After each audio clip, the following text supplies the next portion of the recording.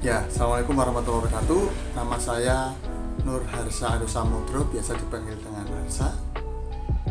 Dan aktivitas saya sekarang adalah menjadi aktivis sosial yang mendampingi, menggerakkan kerjasama dengan teman-teman pemuda aksi menolak politik uang dan teman-teman difabel demokrasi di Kota Yogyakarta. Tahun 1999 waktu pemilu pertama demokratis di Indonesia, saya tergabung dalam sebuah komite pemantau independen yang bertugas untuk mengawasi, dan saya menjadi koordinator di Jawa Tengah. Nah, bekal kepemantauan pemiluan itu kemudian sejak 2004 hingga 2014 saya lebih banyak menjadi panitia pelaksana di tingkat TPS. Nah, kemudian 2017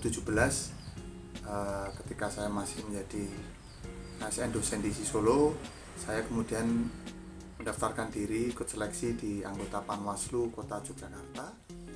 Dan 2018 saya ingin menyelesaikan tugas pengawas pemilu dalam sebuah siklus pemilu, tahapan pemilu. Kemudian saya mendaftar menjadi anggota Bawaslu Kota Yogyakarta periode 2018-2023 untuk melakukan pengawasan tahapan pemilu serentak 2018. 2017 sebagai anggota Panwaslu Kota Yogyakarta, saya memilih menjadi koordinator divisi sumber daya manusia, organisasi, dan data informasi yang memiliki tugas untuk mempersiapkan SDM pengawas pemilu di tingkat Kota Yogyakarta, di kecamatan, kemudian pengawas pemilu di tingkat kelurahan, dan pengawas pemilu di tingkat TPS. Nah, selain tugas merekrut, kemudian juga melakukan melakukan bimbingan teknis, peningkatan kapasitas sebagai pengawas pemilu di tingkat kecamatan, kelurahan, maupun di tingkat TPS. Ya, sesuai dengan tupoksi saya sebagai koordinator SDM organisasi Datin, persiapan pemilu 2019 pada akhir tahun 2017 kami melakukan open recruitment, seleksi pembentukan Panwaslu kecamatan di 14 kecamatan di Kota Yogyakarta.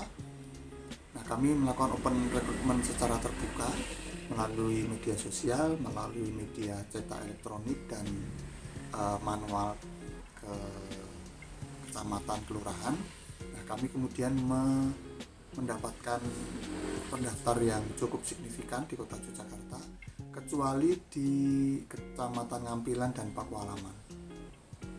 Dua kelurahan itu masih belum terpenuhi kuotanya, kemudian kami memperpanjang kuota pendaftar karena minimal 2 kali kebutuhan. Kemudian Ngampilan dan Pakualaman terpenuhi.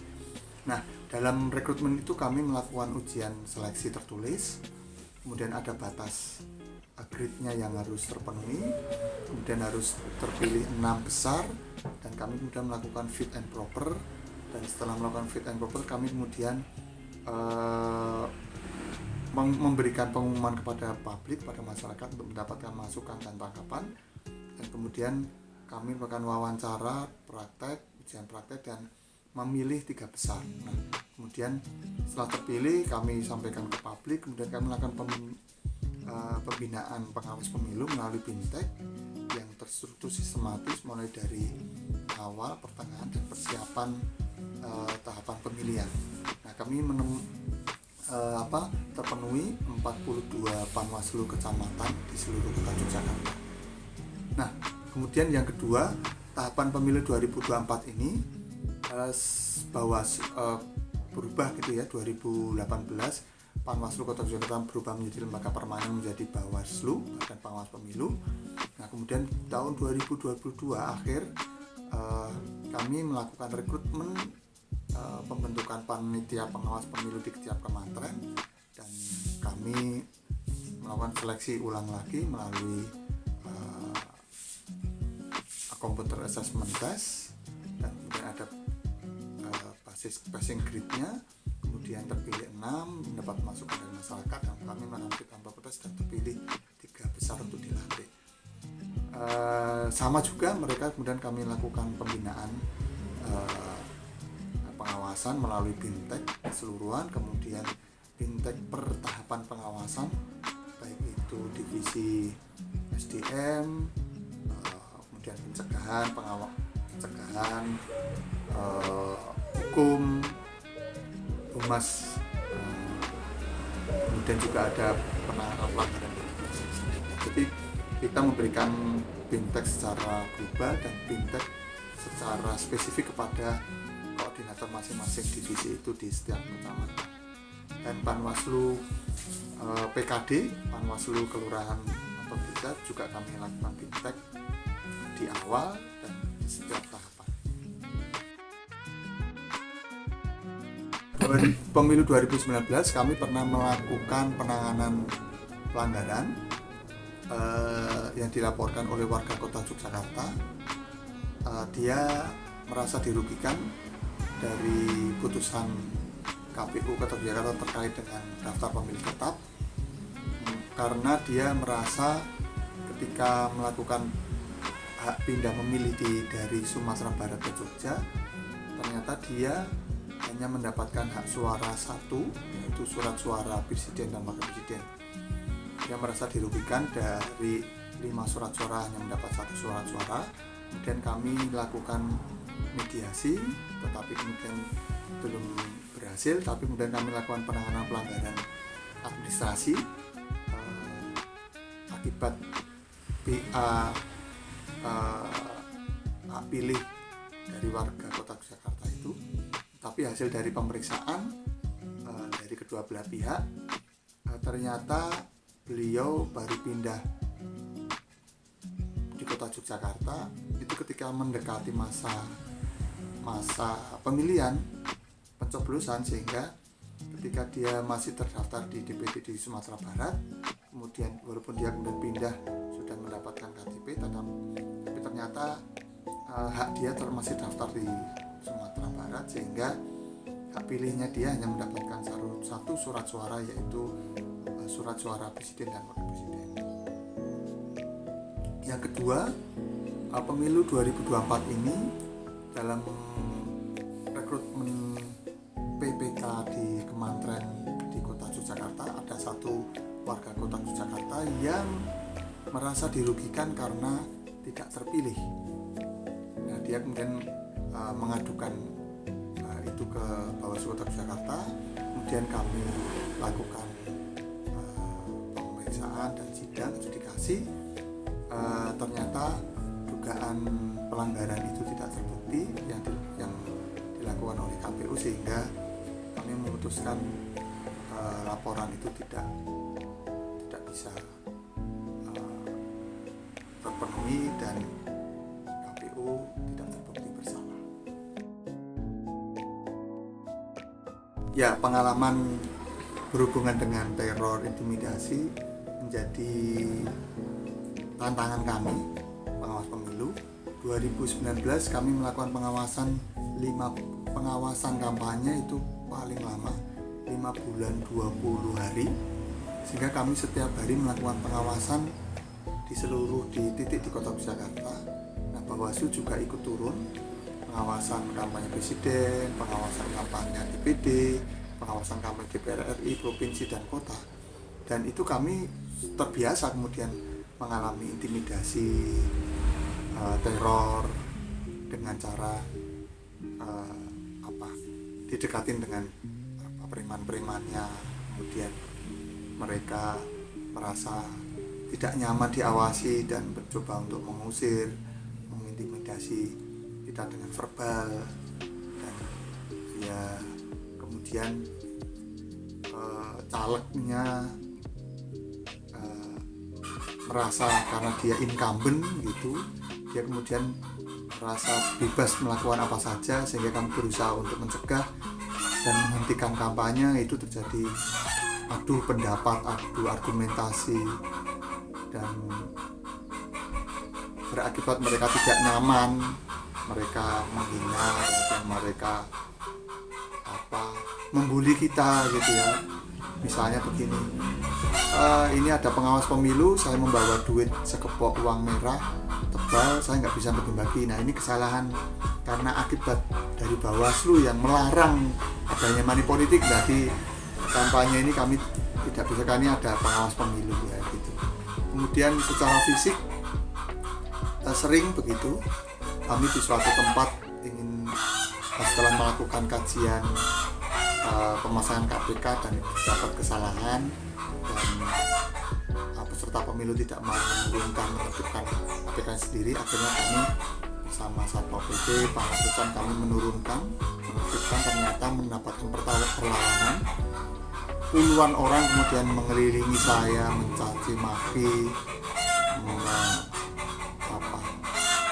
mengintimidasi. Mereka tidak suka, mereka tidak senang APK-nya ditertibkan, dan itu kemudian saya sendiri dikelilingi oleh puluhan anggota mereka. Dan kebetulan saja saya juga tidak mengalami kekerasan fisik ya, tapi kekerasan verbal itu ada, menjadi fakta. Kami harus menerima, dan tantangannya kemudian kami tidak boleh emosi, kami harus meredakan, karena dengan mereka emosi di jalanan itu menjadi perjuangan kami agar tidak emosi dan tidak terlibat dalam baku fisik gitu.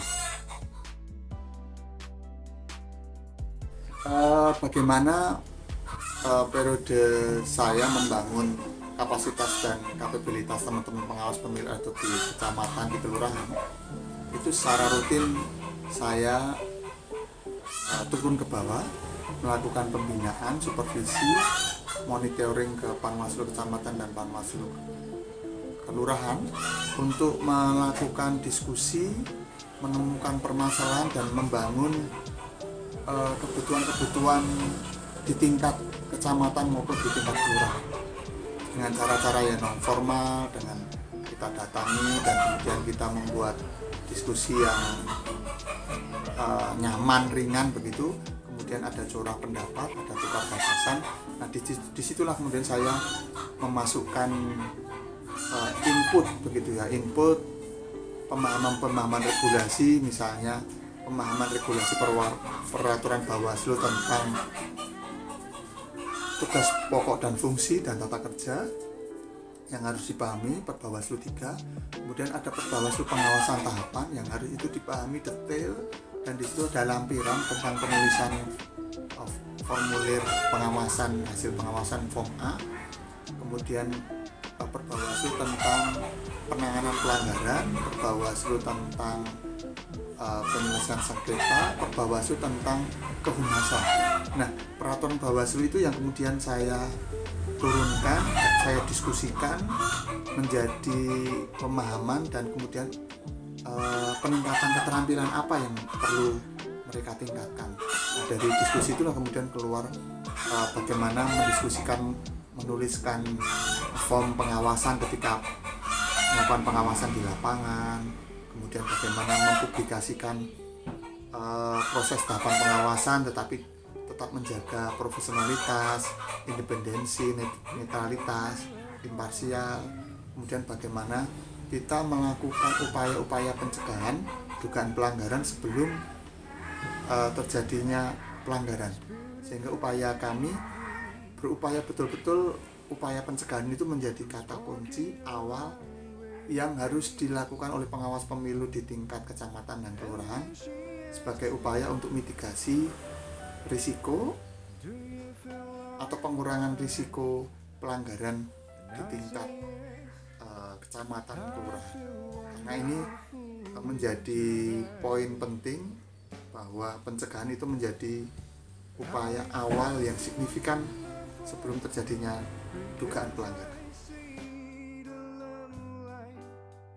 Upaya kami merawat, menjaga teman-teman Bawaslu Kota, Panwaslu Kecamatan, dan Panwaslu Kelurahan serta staf-staf kami di kota, di kecamatan, kami terus melakukan peningkatan pengetahuan bahwa pengawas pemilu, penyelenggara pemilu itu harus terjaga netralitasnya, profesionalitasnya, imparsialitasnya, independensinya, sehingga penyelenggara pemilu dengan selalu menjaga netralitasnya dengan seluruh komponen peserta pemilu itu akan menjaga kualitas tahapan pemilu pengawasan dan akan meningkatkan kepercayaan publik kepada penyelenggara pemilu, terutama Panwaslu kelurahan, Panwaslu kecamatan, dan Bawaslu di kota kabupaten. Upayanya kami selalu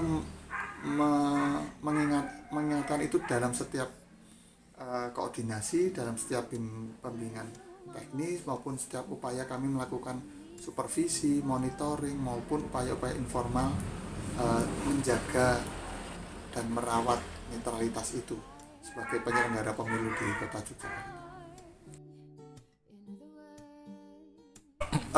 Pengawas pemilu di Kota Yogyakarta kemarin 2018-2023 kami melakukan kampanye sosialisasi bagaimana pentingnya tahapan pemilu itu diawasi, karena tahapan pemilu memiliki tingkat kerawanan baik tinggi, sedang maupun rendah dalam setiap tahapan. Oleh karena itu, karena pemilu ini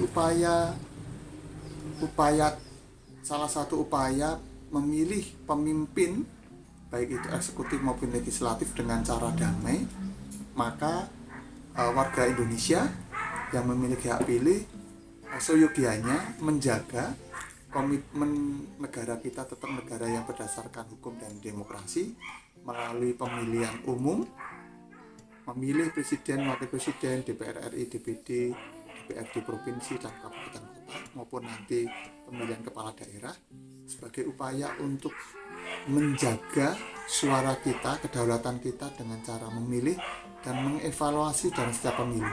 Karena itulah hak kita sebagai warga negara untuk menjaga kedaulatan rakyat di Indonesia.